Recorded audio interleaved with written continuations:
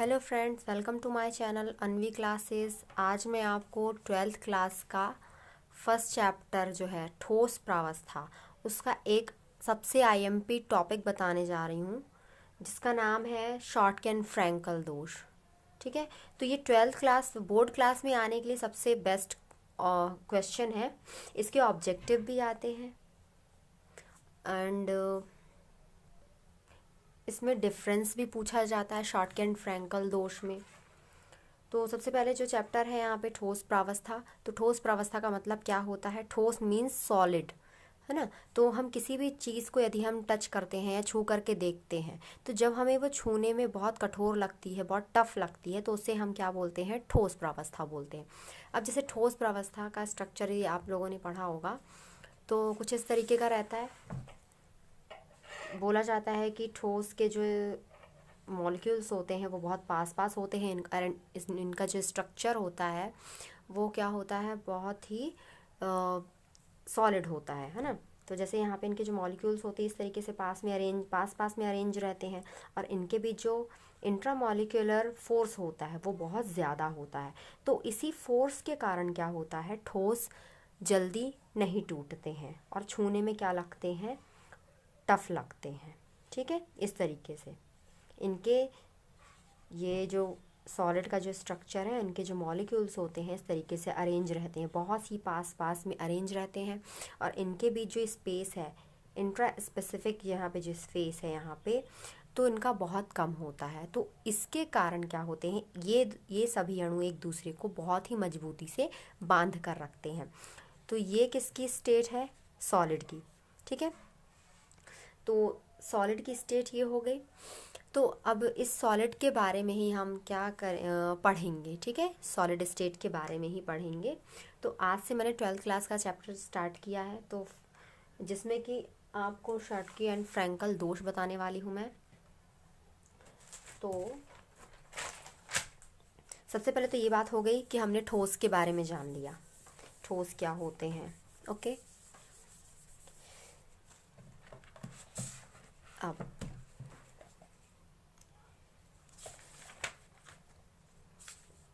जैसे यहाँ पे मैंने नोट्स बनाया है, तो सबसे पहले क्या है? सबसे आईएमपी क्वेश्चन है पहली बात तो। ओके, अब जैसे यहाँ पर है ठोस प्रावस्था में फर्स्ट जो दिया है बिंदु दोष। तो बिंदु दोष का मतलब क्या है? यहाँ पे बिंदु का मतलब क्या है कि इस चैप्टर में तो पहली बात हम क्रिस्टलीय ठोसों के बारे में पढ़ेंगे। ठीक है, क्रिस्टलीय ठोस क्या होते हैं? जो आयंस के बने होते हैं। ठीक है, पहली बात तो क्या हो गया? ठोस दो प्रकार के होते हैं, क्रिस्टलीय ठोस एंड अक्रिस्टलीय ठोस। तो क्रिस्टलीय ठोस क्या होते हैं? जो आयंस के बने होते हैं, जैसे कि धनायन और ऋणायन, जैसे कि सोडियम क्लोराइड। क्रिस्टल के कुछ उदाहरण है सोडियम क्लोराइड, अपना शुगर हो गया। ठीक है, एंड जितने भी सॉल्ट होते हैं वो क्रिस्टल के उदाहरण होते हैं। तो ये जितने क्रिस्टल होते हैं वो धनायन और ऋणायन के बने होते हैं। तो उनमें आपने कभी ध्यान से देखा होगा, यदि हम कभी ताज़ा नमक लाते हैं, ताज़ी शक्कर लाते हैं, तो उनके जो शुरुआत के मतलब यदि ताज़ी शक्कर रहती है या ताज़ा नमक रहता है, तो उनके जो कण होते हैं, जो मॉलिक्यूल्स होते हैं, तो बहुत बड़े बड़े अच्छे रहते हैं, साफ़ सुथरे दानेदार रहते हैं। और फिर धीरे धीरे आपने देखा होगा, यदि मान लो वही चीज़ अगर रखे रखे पुरानी हो जाए, तो उन क्रिस्टल मतलब है तो क्रिस्टल, अब उनका कलर जो होता है हल्का ब्राउनिश होने लगता है, और उनके जो कण होते हैं वो बहुत ही छोटे छोटे होने लगते हैं, बिल्कुल बारीक हो जाता है ना। तो अपन मतलब बहुत ही ईजिली ताज़े सॉल्ट एंड शुगर में एंड पुराने सॉल्ट एंड शुगर में अपन ईजिली डिफरेंस कर सकते हैं। ठीक है, तो बिंदु दोष, रसायन शास्त्र में बिंदु दोष होने का कारण यही है कि अपन मतलब नॉर्मली हम अपनी डेली यूजेस में भी ये बिंदु दोष का एग्जाम्पल देखते हैं। जैसे मैंने अभी आपको अपने घर में ही बता दिया, ताज़ा नमक हमने देखा, ताज़ा शक्कर देखा, उनके क्रिस्टल बहुत बड़े बड़े रहते हैं, बहुत ताज़ी चमकदार रहते हैं, और धीरे धीरे यदि वो पुराने होने लगते हैं तो उनमें हल्का येलोइश या फिर ब्राउनिश कलर होने लगता है। तो ये जो क्रिस्टल होते हैं, इनके अंदर जो क्रिस्टलन जल होता है वो धीरे धीरे रखने बार बार रखे रहने के कारण क्या होने लगता है? इनका जो क्रिस्टलन जल होता है वो एवोपरेट होने लगता है। ठीक है, वाष्पीकृत होने लगता है, तो जिसके कारण क्रिस्टलों में बिंदु दोष उत्पन्न होता है। तो बिंदु दोष का मतलब क्या है? कि जब क्रिस्टल जालक में से कोई भी धनायन ऋणायन की क्षति हो जाए, तो मतलब क्या है, पूरे क्रिस्टल की संरचना परिवर्तित हो जाएगी, है ना। तो इसी टॉपिक पे हम चर्चा करेंगे। तो बिंदु दोष यहाँ पर जैसे दिया है 2 प्रकार के होते हैं। सबसे आईएमपी क्वेश्चन है शॉटकी एंड फ्रैंकल दोष, पहला टॉपिक है, ठीक है। चैप्टर खोलते ही आपको यही चीज़ पढ़ लेनी है, शॉटकी एंड फ्रैंकल दोष। तो पहली बार शॉटकी एंड फ्रैंकल दोष सबसे बेसिक टॉपिक है ठोस प्रावस्था के। तो शॉटकी एंड फ्रैंकल दोष नाम क्यों पड़ा? सबसे पहले जैसे मान लो आप आंसर लिखोगे, तो अपने आंसर को अच्छा बनाने के लिए आप क्या लिख दोगे कि पहले बात तो बता देना है कि किसने दिया था, ये जो दोष था किसने खोजा था। तो शॉटकी नाम है, शॉटकी समझ में आ रहा है, शॉटकी। तो शॉटकी नाम के जो साइंटिस्ट थे उनने ये दोष की खोज की थी क्रिस्टलों में, तो उनने अपने नाम के हिसाब से शॉटकी दोष रख दिया। एंड देन सेकंड नाम ये क्या है यहाँ पे, फ्रैंकल। तो फ्रैंकल नाम के जो साइंटिस्ट थे उनने फ्रैंकल दोष जब क्रिस्टलों में देखा तो उस दोष का नाम फ्रैंकल दोष रख दिया गया। तो ये चीज़ आप लोग बता दें बेसिक, तो आपके यहाँ पे 1.5 मार्क्स तो यहाँ पे कन्फर्म है कि मतलब बंदे को पता है। तो हम बात करते हैं शॉटकी दोष की। बहुत इजी है, यहाँ पे मैंने डायग्राम भी बना के रखा हुआ है समझाने के लिए। तो शॉटकी दोष क्या होता है, आप लोग को क्रिस्टल समझ में आ गया। क्रिस्टल आप लोग इमेजिन कर लो, जो अपन शक्कर नमक लेते हैं, नॉर्मली ये चीज़ें हैं क्रिस्टल, ठीक है। हीरा भी क्रिस्टल, लेकिन हम उसे नहीं ले रहे हैं, वो उनकी स्ट्रक्चर अलग है। तो हम नॉर्मल जो साधारण क्रिस्टल हैं उनकी हम बात कर रहे हैं। तो इसमें देखिए, जब धनायन और ऋणायन अपने स्थान से विलुप्त रहते हैं या फिर अनुपस्थित रहते हैं, तब उस क्रिस्टल में शॉटकी दोष उत्पन्न होता है। ध्यान से समझिए, मान लीजिए कोई क्रिस्टल जाली, ये क्रिस्टल जालक बना हुआ है। अब इसमें से यदि कोई भी एक धनायन या कोई भी एक ऋणायन, है ना, मतलब धनायन और ऋणायन दोनों क्या होंगे, अनुपस्थित रहेंगे, तो उस क्रिस्टल में शॉटकी दोष उत्पन्न होगा। ध्यान से, है ना, क्रिस्टल में यदि धनायन और ऋणायन दोनों गायब रहते हैं तो उस क्रिस्टल में शॉटकी दोष उत्पन्न होता है, ठीक है। शॉटकी दोष के कारण क्या होता है, क्रिस्टल की संरचना क्या है, अभी मैंने बताया, क्रिस्टलन अणु के जो जल होते हैं वो एवोपरेट होने लगते हैं, वाष्पीकृत होने लगते हैं धीरे धीरे। तो मतलब क्या है, क्रिस्टल की संरचना परिवर्तित हो जाती है। तो इसी से एक क्वेश्चन या ऑब्जेक्टिव बनता है कि शॉटकी दोष में क्रिस्टलों की संरचना पर क्या प्रभाव पड़ता है। तो आंसर क्या आएगा कि शॉटकी दोष में अभी देखिए दोनों चीज़ें गायब हैं। गायब है का मतलब अणुओं की कमी हो गई, ठीक है।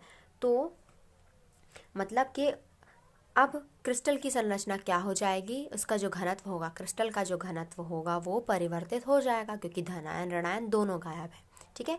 तो पहली बात परिभाषा याद रखिए कि शॉटकी दोष में क्या होता है, जब क्रिस्टल में कोई भी मतलब धनायन और ऋणायन दोनों एक साथ गायब रहते हैं तो उस क्रिस्टल में शॉटकी दोष उत्पन्न होता है। और इसी से जुड़ा एक क्वेश्चन है कि शॉटकी दोष में क्रिस्टल के घनत्व पर क्या असर पड़ता है, क्या प्रभाव पड़ता है।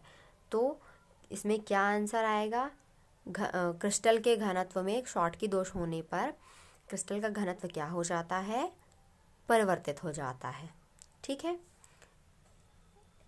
तो यहाँ पर ये बना है, जैसे ये बना हुआ है, यहाँ पे मैंने बनाया, ये क्रिस्टल जालक बनाया हुआ है, ठीक है। तो यहाँ पे एक प्लस है यहाँ और ये माइनस होना चाहिए, लेकिन यहाँ पर ये मैंने क्या कर दिया है, यहाँ पे इस तरीके से इसे हटा दिया है कि मतलब यहाँ से एक ऋणायन गायब है। और इस तरफ देखिए यहाँ पे मैंने बनाया है ना, इस मान लो तो यहाँ से ऋण है, धन ऋण धन, है ना, माइनस प्लस माइनस प्लस। तो यहाँ से एक धनायन गायब है और यहाँ से एक ऋणायन गायब है।